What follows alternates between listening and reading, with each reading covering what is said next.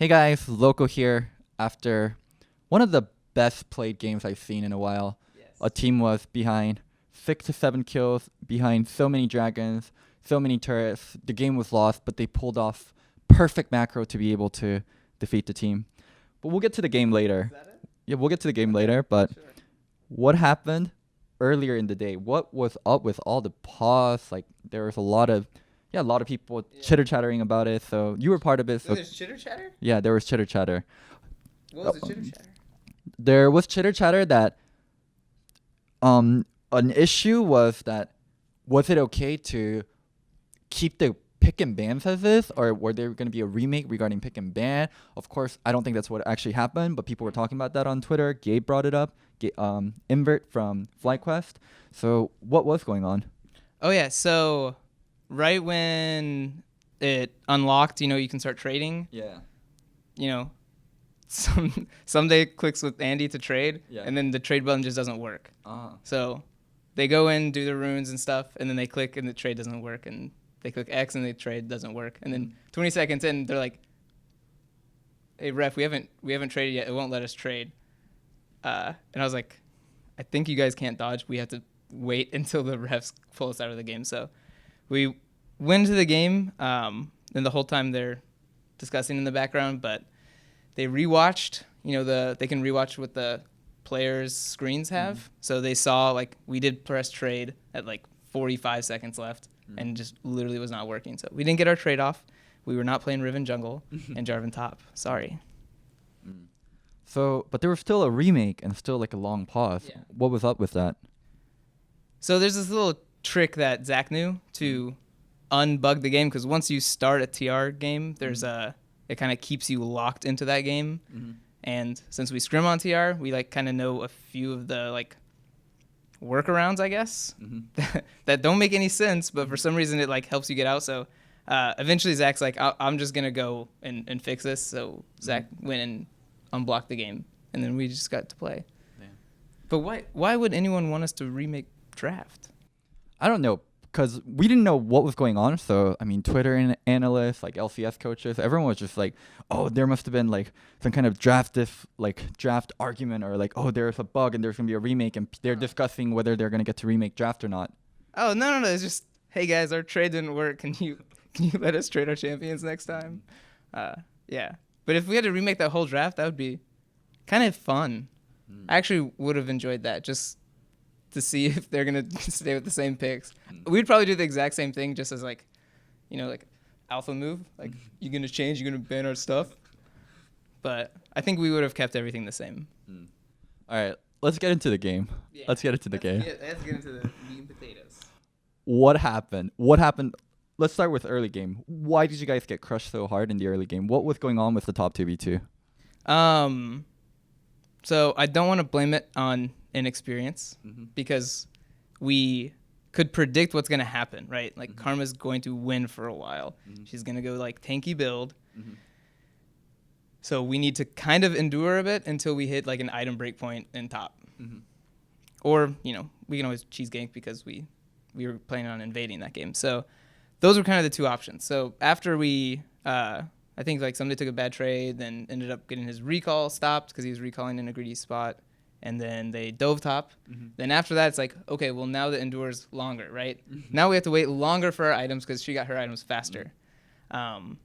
So we had a really tiny window to get a gank off to kind of like catch us back up, but we misplayed that really hard. So we knew she would be deceptively tanky. It's Karma, but she's her W, so we're like, cool, she won't have her RW. She has Glacial Shroud, but like no HP. We can do this. And then we click our buttons incorrectly, and then die. Actually, no, sorry, we don't die. We click our buttons incorrectly, and Karma lives. And then we're like, this lane sucks. We need to fix this lane setup. And then when we go to push it out, they come kill us. And then we had like another like 15 minutes on our timer for the Riven Karma matchup. Now Nocturne is kind of a little too strong, so that just made everything like we gotta hold our plays for now. But we didn't stop there. No, that's all. yeah, I think that's the start of it at least. So mid game, 100 Thieves were not 100 Thieves. Clutch were gracious enough to build support items on Karma Yeah. and split push the whole time and not Yeah. group up and actually use the support items.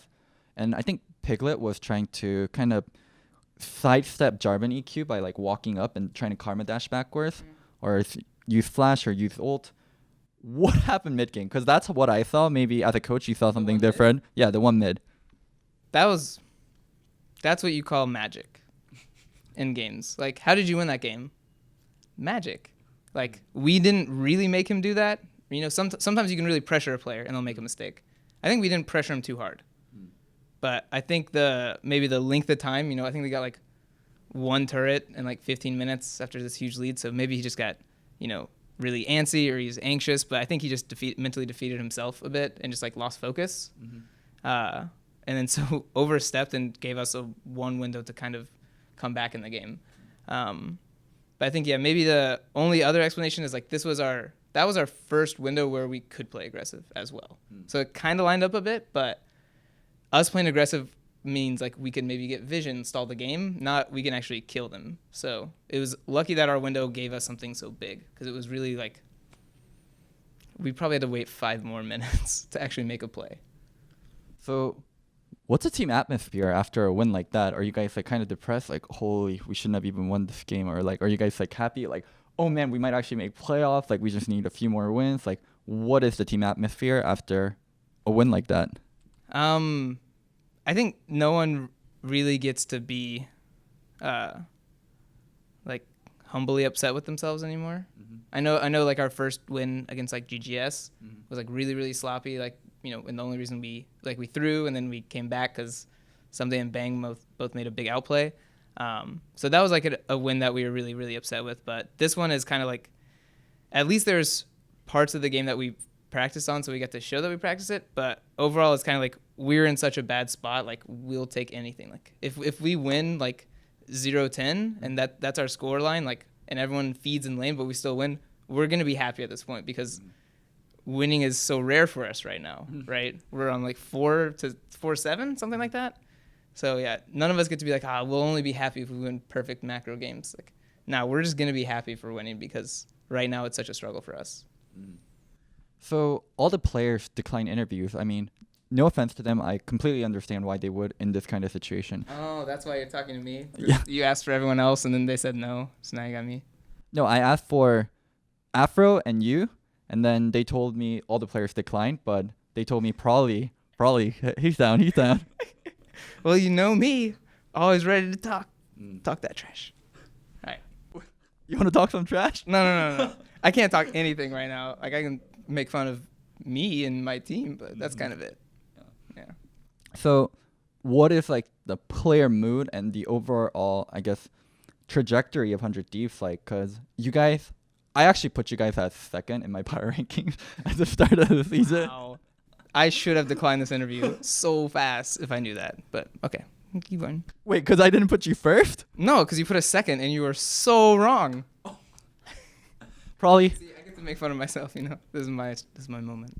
My bad for believing in you. My bad for believing in 100 Thieves management. My bad for believing in 100 Thieves players.